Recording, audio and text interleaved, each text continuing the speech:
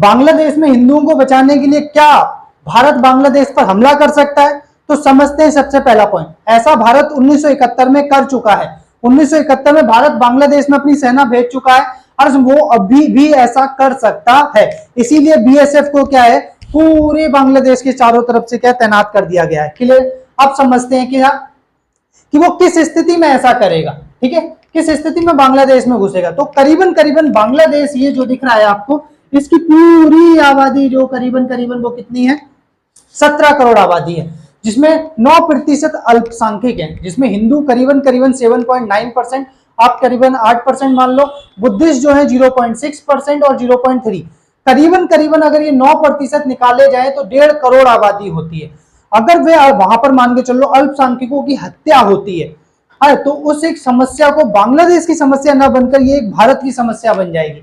इस स्थिति के अंदर क्या होगा, उस स्थिति में भारत में जब ये लोग बड़े पैमाने पर घुसेंगे, क्योंकि देखो उधर क्या है, हत्याएं हो रही होंगी, तो इनके पास ऑप्शन होगा देश छोड़ने का। जैसे म्यांमार के अंदर कौन, रोहिंग्या मुसलमान भागे अरस में, तो वो बांग्लादेश और इंडिया में घुसे। इसी तरीके से जब हत्याएं होंगी तो वो उस दौरान क्या होंगे, लोग घुसेंगे कहां पर, इंडिया के बॉर्डर में। अब देखो आर्मी जो है वो देखो 2, 4, 10, 50 लोगों को तो रोक सकती है, पर 1.5 करोड़ लोग जब घुस रहे होंगे तो उन सबको गोली नहीं मारी जा सकती। तो ऐसा ही तो उस समय हुआ था 1971 में, जब इंदिरा गांधी के सामने 90 लाख लोग भारत में घुसे, तो उस दौरान क्या है, आर्मी उन सबको नहीं मार सकती थी। तो वो समस्या एक राजनीतिक समस्या बन गई, जिसकी वजह से इंदिरा गांधी ने क्या है, अमेरिका से पहले क्या है, सपोर्ट मांगी, अमेरिका ने मना कर दिया। फिर हमने सोवियत संघ से मदद मांगकर क्या है, पाकिस्तान को मतलब बांग्लादेश में घुसे और बांग्लादेश को अलग देश बनाया, पाकिस्तान के 90,000 सैनिकों को बंदी बनाया। ये वही सेम सिचुएशन क्रिएट हो जाएगी उस स्थिति में। तो अल्पसंख्यकों की अगर हत्या होती है तो समस्या बांग्लादेश की ना होकर भारत की समस्या हो जाएगी। उस स्थिति में भारत में जब लोग घुस रहे होंगे तब ये क्या है, भारत को निम्न समस्याओं का खतरा हो सकता है। तो पहली समस्या कौन सी बनेगी, तो शरणार्थियों की समस्या बनेगी। किसकी, शरणार्थियों की समस्या। सॉरी फॉर इंटरप्शन, मुझे बीच में आना पड़ा। चैनल को आप सब्सक्राइब कर लेना, जिससे कि आपको दूसरी वीडियोस भी पहले मिलती है। हमें क्या क्या है, उन्हें रोटी देना, क्योंकि जब बड़े पैमाने पर अगर सोच के चलो 1.5 करोड़ लोग भारत में घुसते हैं तो उस दौरान क्या चाहिए होगा, उन्हें सभी को रोटी देना, कपड़ा देना, दवाइयां देना, शरणार्थी कैंप लगाना, जिसका क्या है भारत पे एक बहुत बड़ा बर्डन पड़ जाएगा, क्योंकि भारत की ऑलरेडी आबादी 140 करोड़ है। दूसरा क्या है, भारत की राष्ट्र सुरक्षा को भी खतरा होगा। राष्ट्र सुरक्षा मतलब अब जो शरणार्थी आ रहे हैं, क्या गारंटी है कि वो आतंकवादी उनमें से कोई नहीं होगा, हो सकता है वो आतंकवादी भी हो और वो भारत में फैलकर वहां पर कोई आतंकवादी घटनाओं को अंजाम दें, तो राष्ट्रीय सुरक्षा को खतरा होगा। नेक्स्ट, पूर्व उत्तर में, पूर्व उत्तर एक बहुत ही सेंसिटिव इलाका है भारत का, जिसमें हम 7 बहनें जिन्हें कहते हैं। आप मणिपुर में भी देख ही चुके हो किस तरीके से मेती कुकी के बीच में लड़ाई होती रही है, नागालैंड में भी इस तरीके की अस्थिरता है और असम में अरसमिनियर। तो उस स्थिति के अंदर क्या आईएसआई अपने एजेंटों के थ्रू उस समस्या को और भड़का सकता है।